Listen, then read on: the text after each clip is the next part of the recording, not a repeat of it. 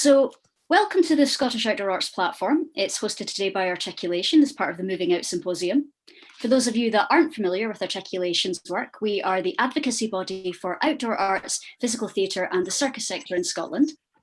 As part of Moving Out, Articulation is hosting this Scottish Outdoor Arts platform, and it's going to be a pitching and networking event to connect artists and promoters with work and programming slots available in Scotland from this summer 2021, to next year, summer 2022. Our first speaker for today is Diane Thornton from Tenterhooks, and she is going to talk about her work adapting to the outdoors and working with venues. Diane? Thank you. Hello, everybody. So, Tenterhooks are three core artists who have been making work together for about 6 years. That's one visual artist, Fergus Dunnett, and two theatre clowns, Susie Ferguson and myself. I'm based rurally in Dunoon, Argyll, and the other two are in Glasgow. I'm going to talk about being a small artist-led company that is a mix of rural and urban. We make small-scale theatre for unconventional spaces. So far, these have been immersive adventures, physical clown pieces, and walkabouts. Most recently, we've been working on theatre for specific audiences, such as sensory-seeking young people and intergenerational family groups. The audience and the live experience are front and centre for us. We value the emotional connection between performer and audience member. All of our work is interactive, and the majority of it involves audiences during our making process. Our style is influenced by our individual backgrounds. Fergus in visual art, puppetry and magic, Susie in clowning and street performance, myself in the abandonment of traditional acting for physical theatre and international collaborations. We started out as friends, and we're often working with colleagues who are friends, but we want to expand and enrich our creative team by meeting people who are new to us, so please do get in touch if what you hear from me interests you. The first piece that we made was called Call of Nature, a field trip led by a couple of fools. We built that show in collaboration with an early years group in Argyll, and we developed it into a touring production that was programmed by families, arts festivals, community gardens, and theatre venues. We've been very privileged in being able to continue to grow and to make work during this pandemic, largely because we received funding and commissions, and we had the capacity to make the work. And our creative team knows each other so well that devising, rehearsing and designing over Zoom and WhatsApp was possible, and sometimes even enjoyable. Speaking of enjoyable, we support our creative teams to have lives. Our working hours are shorter than the all-encompassing theatre making hours that I come from. Many of our creatives have caring responsibilities.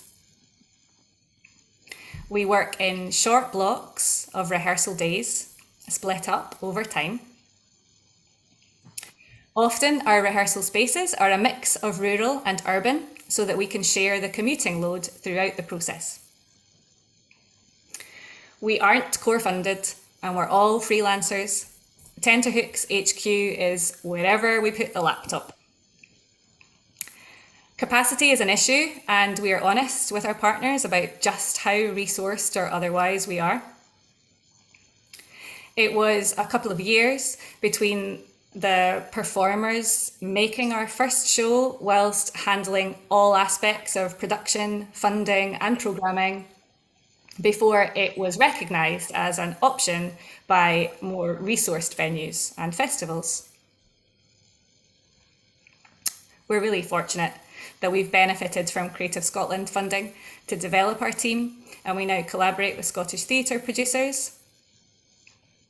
And for our current tour of Mess, we have a production stage manager. Of course, we're delighted that we're now able to contract and pay the right people and benefit from their professional skills. But our journey of doing all the jobs until that point has made us really value collaboration, and that experience has stayed with us. Within the team, everyone can share ideas and ask questions equally whilst respecting each person's specialisms. In terms of supporting small companies to make outdoor work, we've found that small pots of funding to make a one-off performance is not sustainable. It helps us to work on something longer and have a show available for a longer period of time, often doing R&D in collaboration with a venue. Often we have a degree of flexible casting because it's just not possible for us to be in a van for 6 weeks touring. We build creative check-in days with casts throughout the tour. That's really beneficial because we can embed new discoveries that are made once our show's in front of an audience. We like our work to feel bespoke to each venue. We like everyone to feel invested. Venues that work well with us have conversations about audiences and access. How can we be involved from the moment the audience first hears about our show? For example, some venues recognised that Call of Nature was fairly unique and threw themselves into playful pre-show opportunities with us.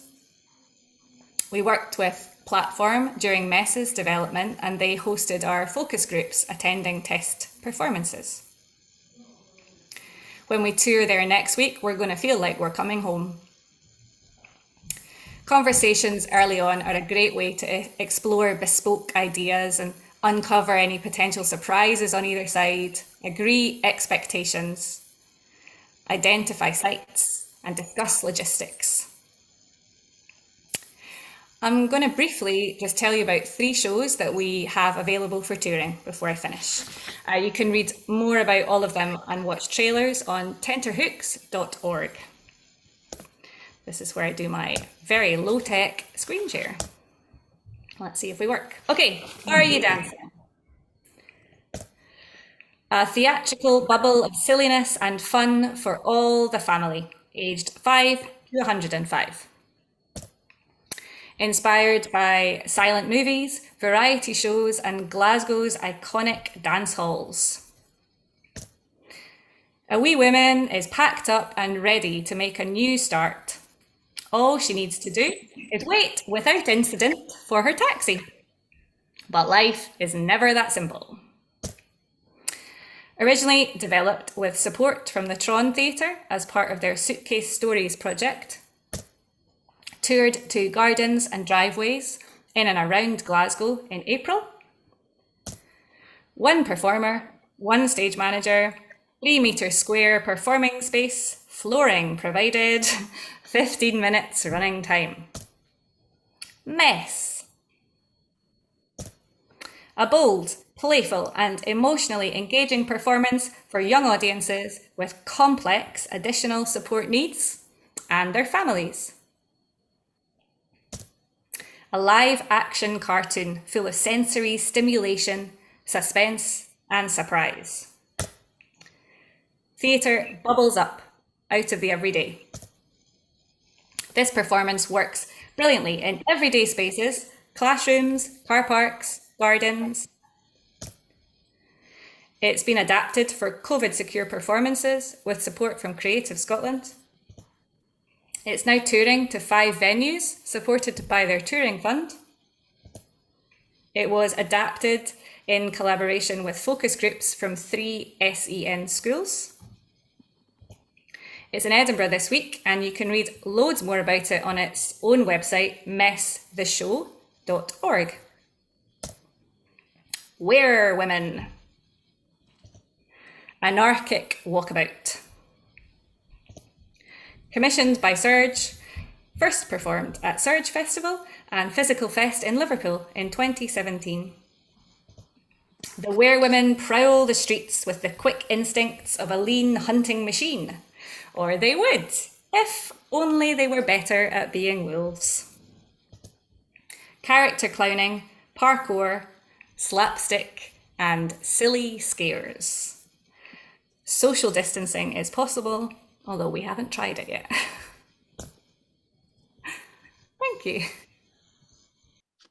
Thank you very much, Diane, for sharing your working practice and for sharing your fantastic work with us. So for our next slightly longer presentation, we have Charlotte Mountford, who is the co-director of Lyth Arts Centre, and she will be presenting on programming outdoor work from a rural perspective. Charlotte.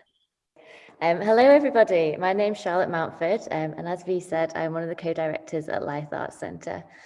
So I'm going to give you a wee introduction to the Arts Centre and to myself. I'm going to share some examples of some outdoor programming we've done in the last couple of years. I'm going to talk about some of the successes and challenges, and then I'll wrap up with some top tips for artists and programmers. So Lyth Arts Centre, it is the UK's most northerly mainland arts centre. And in a normal year, we present an annual programme of live performances across the county. So you can see some of the other village halls and community centres where we present work as well. Alongside this, we also have a contemporary visual art programme and quite an extensive participatory programme of educational and socially engaged arts projects, which are led by local creatives in our community. And most of this is through our Caithness Artists in Residence programme. Obviously, throughout the pandemic, we've had to change what we've been doing. So some examples of that's the activity pack that we did, but we're really excited to be coming back to live performance again this summer. And I've just screenshotted that's our website just now. Lots of exciting things happening, and all of it outdoors as well. So a wee bit about me. I'm a producer and programmer from Manchester originally. Before I moved up to the Highlands, I worked predominantly in festivals and outdoor arts, leading on projects like the Night of Festivals, Journeys Festival International, and this is some work I did for Highland Youth Arts Hub. So producing work outside and in unusual places is something I'm really excited by, and we were really keen to bring some of that programme into the Arts Centre when we came up, and it was a real priority for us to do here at the Arts Centre. So to share some examples that we've done recently, you can see here the Little Fawn Puppet Caravan. This was part of our family festival in 2018 and again in 2019. I think small pieces like this really add to an event. They create an interesting look and atmosphere, and also create an additional performance space as well. So audiences are invited to come into the caravan and share in a very intimate puppet performance. It's really exciting and really fun. And this is it just pulled up in our car park here. Another piece I wanted to mention was Call of Nature, which Diane spoke about. So here's down in our field, just opposite the Arts Centre. This again was part of our family festival, the first ever family festival we did actually. And I think just Tenterhooks are a really brilliant example of working with a fantastic company, because they can really bring your outdoor spaces to life. That's almost something you as the programme I don't need to worry about, because you know you're in capable hands, and they're going to show up, explore the space and animate it in ways that we couldn't have even dreamed of, which is really brilliant. We also had All or Nothing with us for our family festivals. This is just car park. Yeah, this was a piece, Come Fly, Come Try, which was an interactive piece of aerial theatre where audiences were invited to come and have a go on the hoops at the end of the performance. And I do have to admit that when the festival finished, some of the staff and the artists, we had a couple of beers and had a go as well. So that was really good fun. But again, I think this is a really interesting example of a piece of work that looks really visually interesting. It really draws people in. It's something a bit different. And then we're really excited to be welcoming All or Nothing back again this summer with their new piece, The Swings, as well.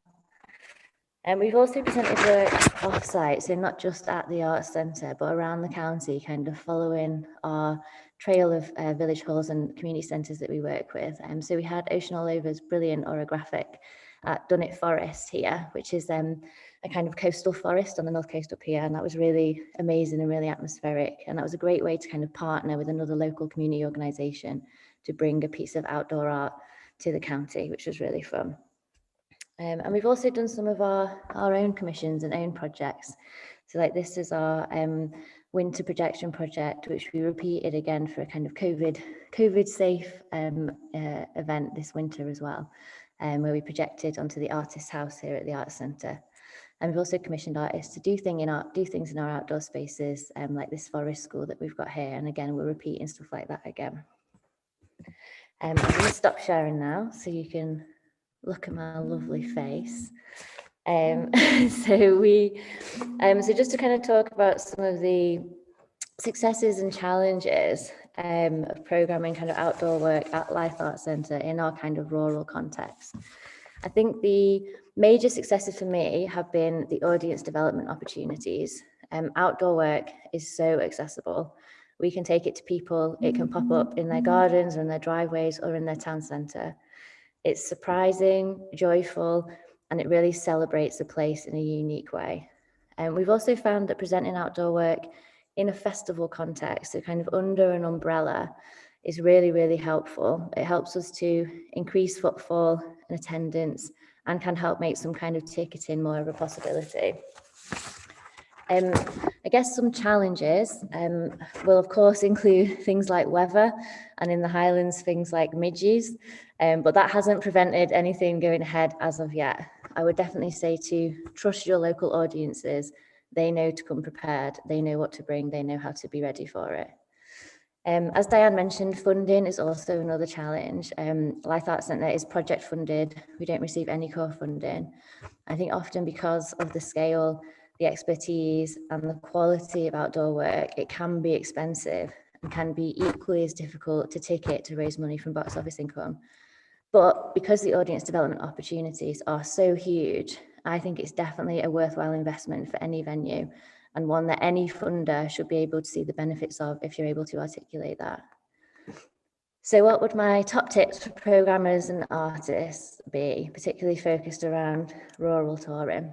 So for both of us, I would say collaborate.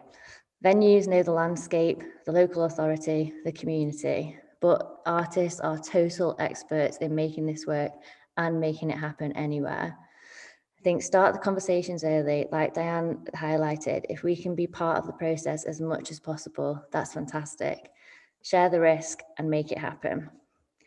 For artists, I'd maybe say we have to think a wee bit outside the box about footfall in more rural areas. So for example, Lyth Arts Centre is in the middle of the countryside. People aren't just going to be walking past. Our town centres might be a little bit quieter as well. So let's think about how we can make an occasion of your show and of your visit and really be like, the circus is in town, everyone, let's go to it. For venues, especially if this is new for you, don't be put off by the thought of any of the additional bureaucracy. Companies provide excellent risk assessments and support, and there's help from people like Articulation to help you with these things. And in my experience, whilst sometimes frustrating, most local authorities want to help you and they aren't as obstructive as you think they might be. Just make sure you plan and budget for this time and make sure you have all your licenses and permissions in place. So looking ahead to the future, I think there's still a lot of uncertainty, but I would really like to kind of wave the flag for the idea that outdoor arts and outdoor performance isn't just a pandemic thing. It's been important before the pandemic and will continue to be so. And it's going to have a really important role to play in bringing our audiences back to live performance. And so if you're thinking about doing it, I think that now is the perfect time to kind of book this type of work. We'd really love to have more outdoor work at the Arts Centre, so please do get in touch. My contact details should be shared at the end of this, and our programming policy is on the Lyth Arts Centre website if you want to have a look at that. Thank you very much. It's really nice to meet you all. Thank you very much, Charlotte, for sharing your experiences of the very charming and wonderful Lyth Arts Centre. The first artist that we have is Andrew Simpson, and he is going to be discussing the work and practice of the artist, Andrew Simpson. Hello, everybody. Hello. Okay, I'm just going to share my screen here. My name is Andrew Simpson, and I'm pitching the show, Hey Idiots, Text Me Your Climate Change Solutions. The show, oh, is this working? It's not working.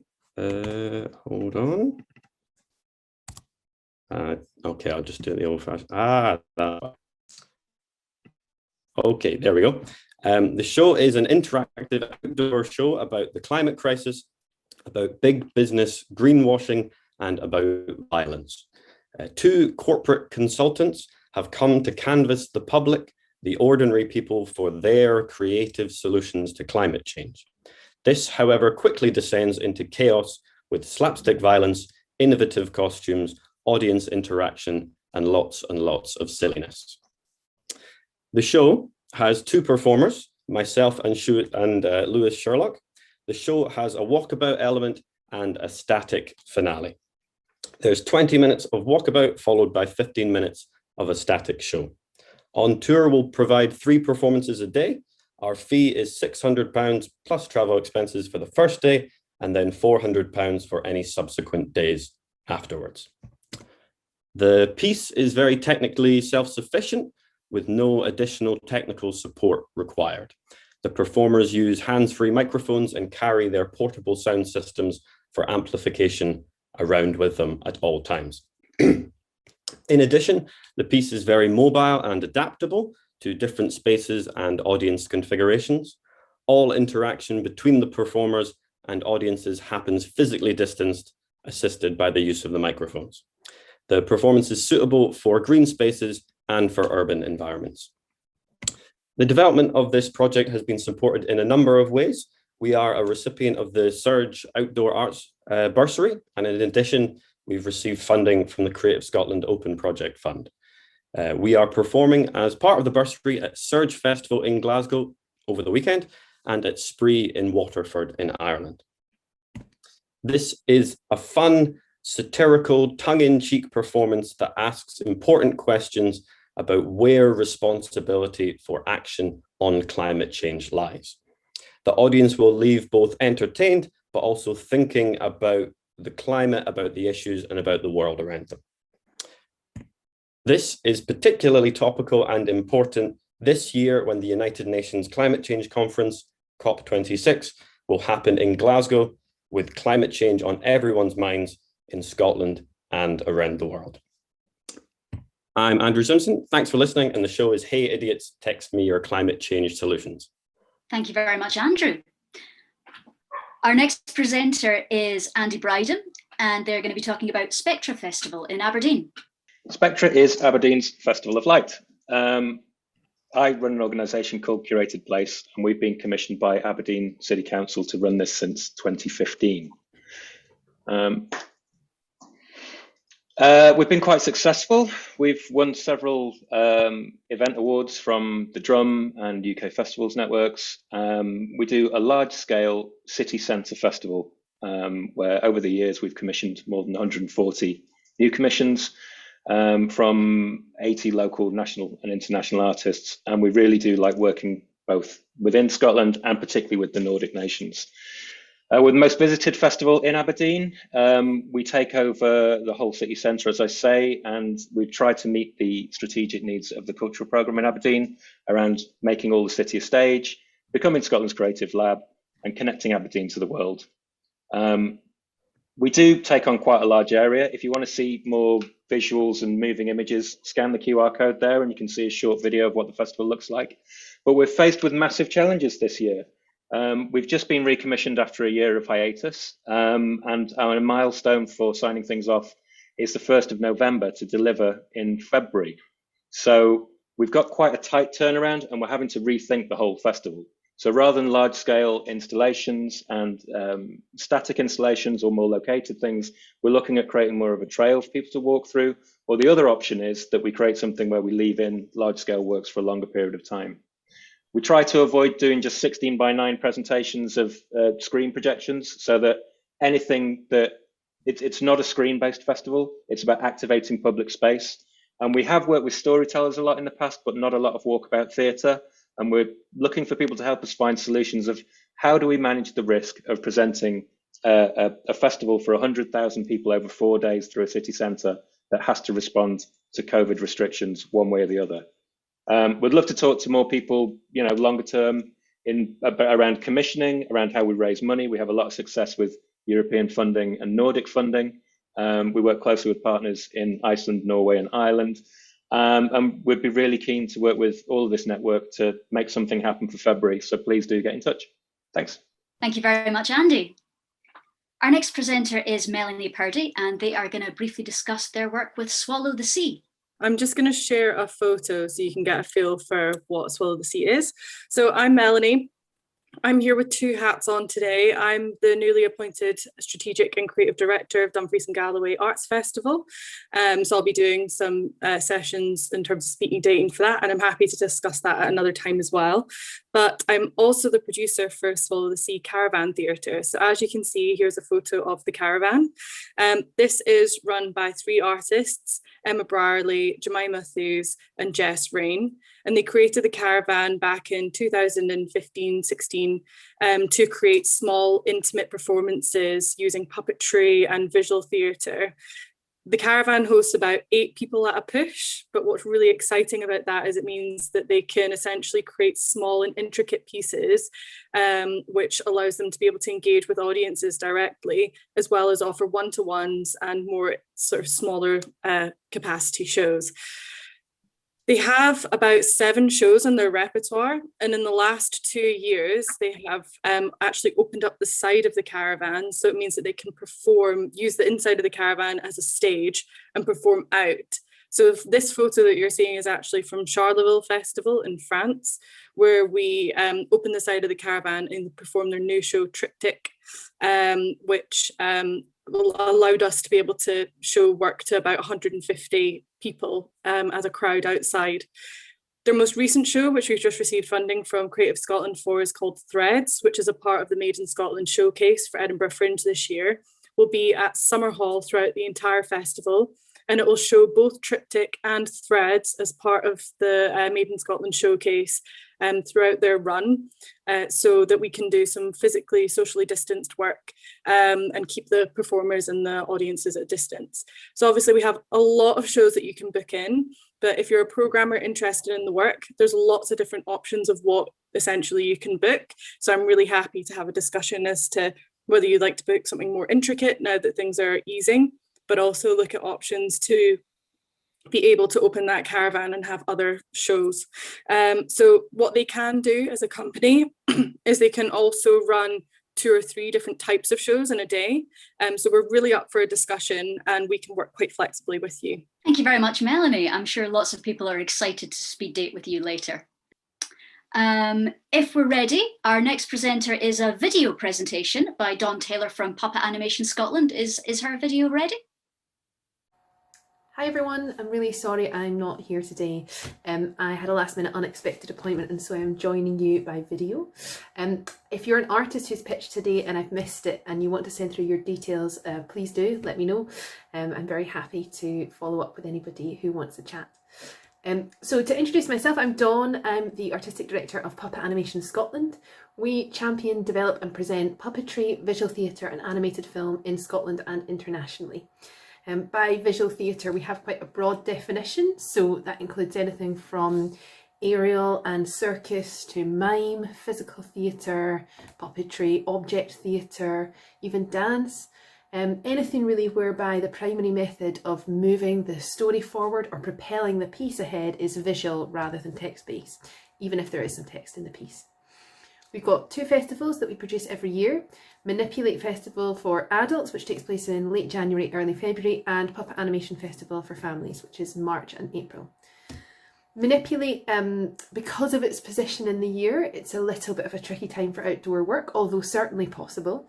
And we have had artists bring work which has been outdoor elsewhere and then is performed indoor as a sort of site responsive piece in a big space. It's an invited festival, so we curate a programme based on things that we've seen, but we're always happy to have conversations with artists. And so if you don't already have a relationship with us and you want to introduce us to your work, just drop us a line. We usually lock that programme down in the summer every year, so sort of June to August time. Then Puppet Animation Festival is curated by application, and applications are open now for 2022. So as I said, it's March and April it takes place.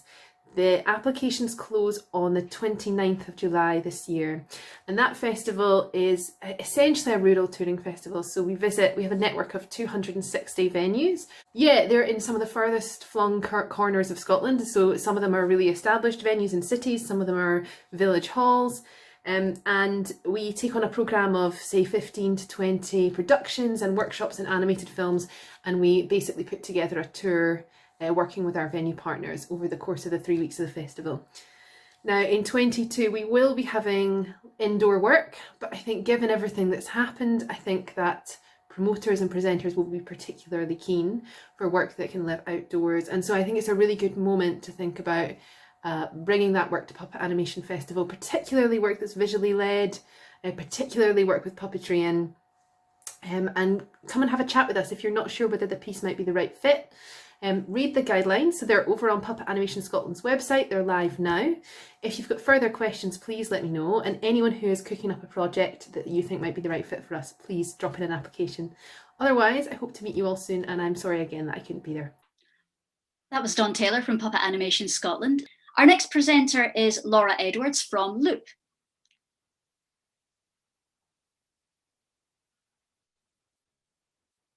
Hi. Okay, right. Hi, I'm Laura Edwards. I'm the Artistic Director of Loop Theatre, and I've got my notes on my phone, and my phone just closed. So who are we? Loop Theatre is an inclusive physical theatre company. We're based in Glasgow, in Govan, and our fundamental belief is to kind of challenge people's preconceived ideas of what ability and form are. To enjoy and experience the work as much as we enjoy making it, to provoke thought through connection and laughter. To encourage participation with the audience is a fundamental part of our ideology.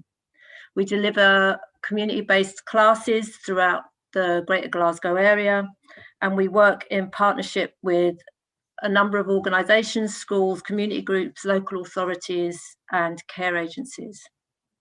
Our performance company is made up of 50% professionally trained physical theatre performers, a lot of clowns, and 50% trainee performers who have a learning disability and or autism. Everyone is involved in the devising process of the work that we make. We have delivered and are still delivering site-specific and street theatre performances in Scotland, and we've been doing that since 2013. And some of our acts are as follows.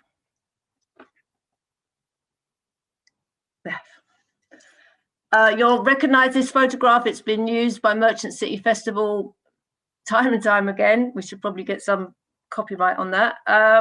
Anyway, this is the Injustice League, and this was created in partnership with Surge in 2016. And the Injustice League are superhero cleaners. They are, and we were funded by Curated Scotland, I should also add, and each character has a unique skill to them that reflects part of themselves. So my character, for example, is Slumber Woman, because I have chronic fatigue and she can make you sleep. And they also, a really important part of them is to consider the environment, cleaning up the environment, and to also think about what injustice is. The next act we're looking at is Games of Bogey.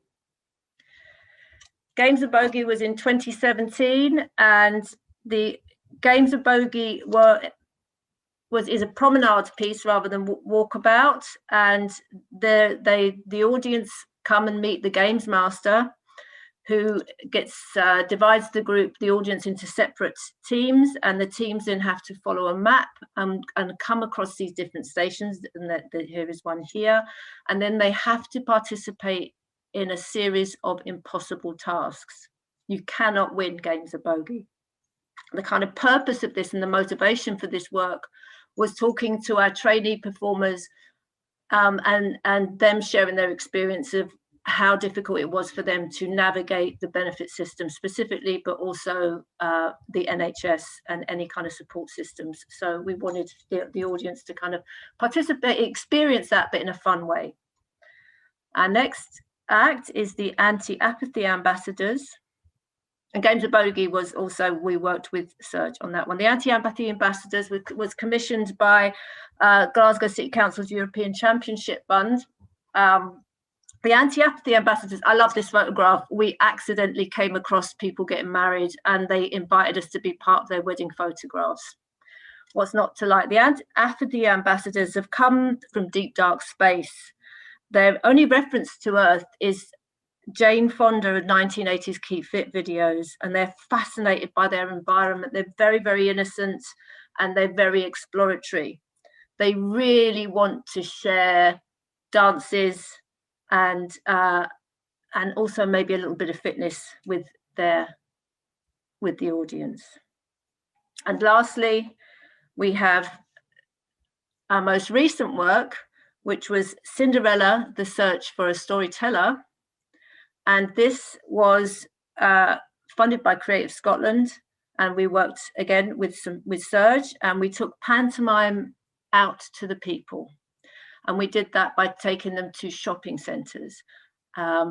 We felt it was really important that some people cannot get that opportunity to afford to go to pantomime. And we just wanted to also get people to get away from thinking about shopping.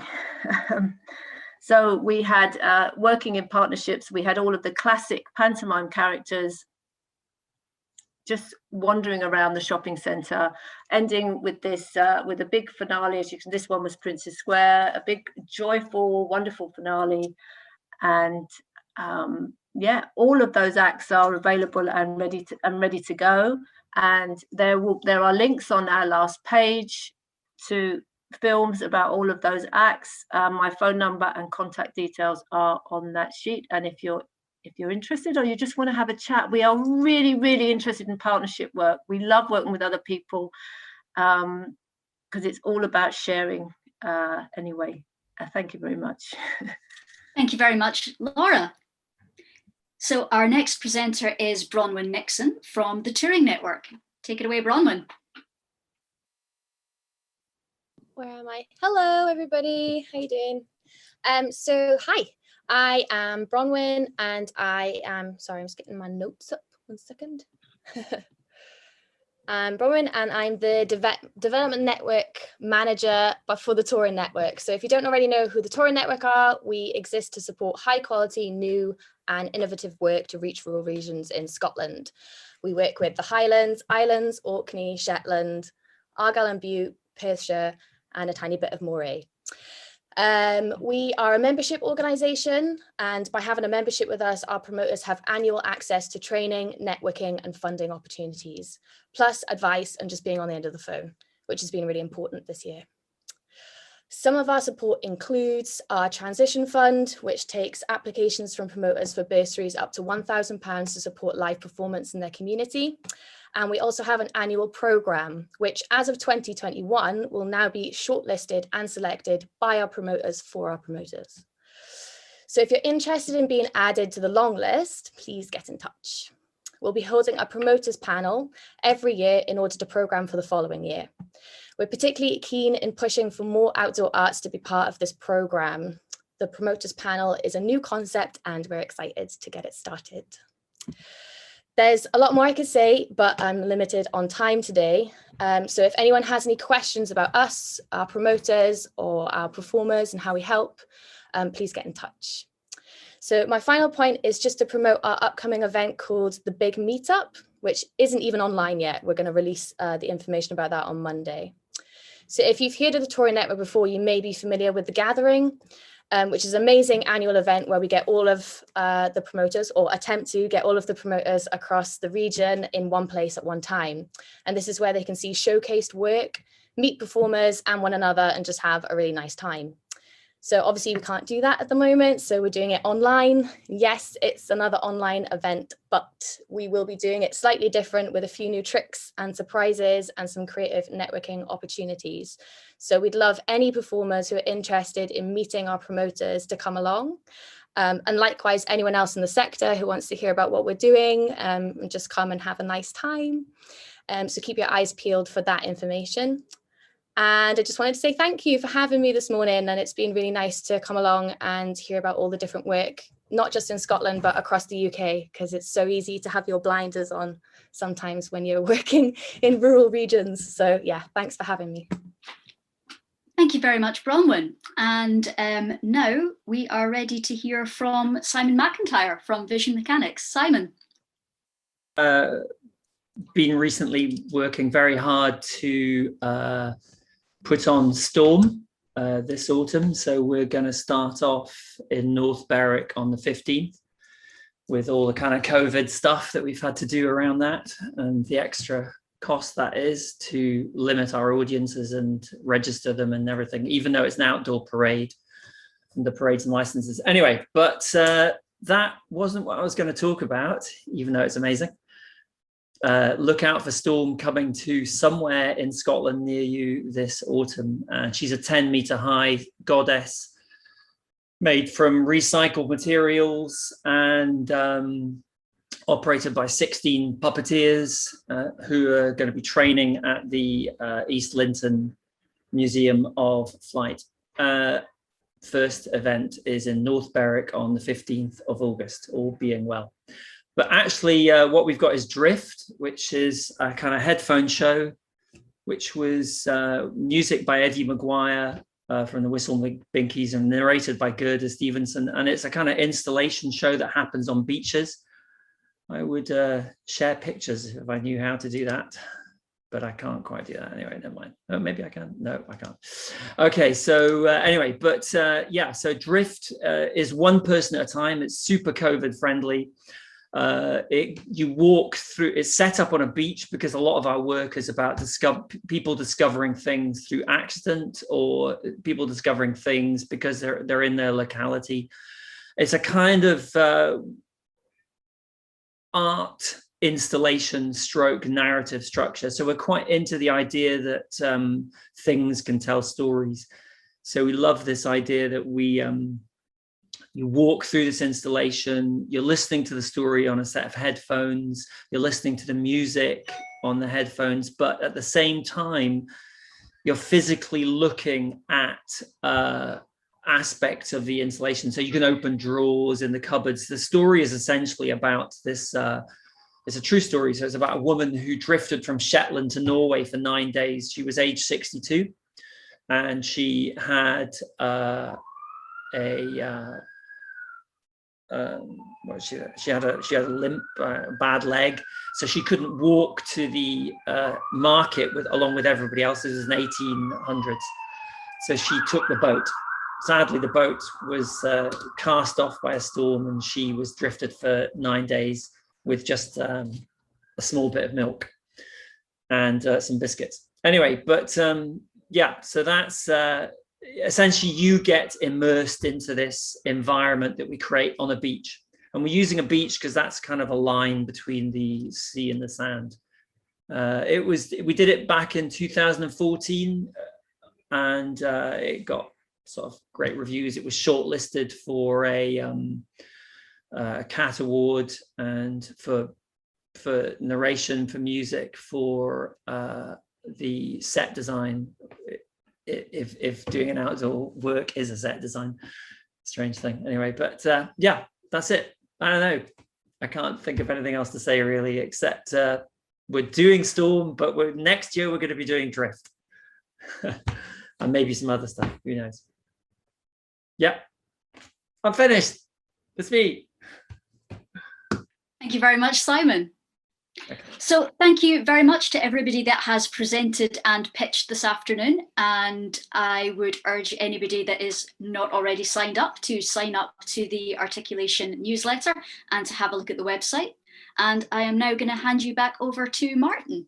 But thank you so much to Vi for her amazing hosting of the session and to our wonderful BSL interpreters who have done such a grand job at keeping us all right throughout it. Thank you also to the technical team of Surge who've done such an amazing job at keeping us all in the right place, and it's all been incredibly smooth. So thank you very much for that. And obviously, thank you so much to Creative Scotland for funding this event, well, our event in all sorts of places, and to our partners, Surge and Wrap the World, for their support too. We really hope that the Scottish Outdoor Arts Index will be out in the next couple of weeks, and this will be a full database of, I think we're currently looking at nearly 60 different works that are available to perform in Scotland over the next year, as well as a couple of dozen venues who are interested and have specifically mentioned possibilities, and a range of freelancers who will be invaluable at actually making the work happen. So please do look out for that. It will hopefully be a really useful publication. And generally, as I suppose I said at the beginning, Articulation is here to champion the circus sector, the physical performance sector, and the outdoor arts sector. And we are really keen to find out how we can best do this, so that if people working in the sector or people working near the sector have got specific things that they think that we could really help with, or ways that we could encourage further connections, please do get in touch with me, and my details are in chat. So apart from that, we have come to the end. Thank you so much for sticking with us for what has been a long but hopefully inspiring and wonderful day. So without further ado, thank you very much to everybody who's made this event so wonderful, and we look forward to meeting you all in the flesh as well as in Zoom over the coming months. Thank you very much, and good night.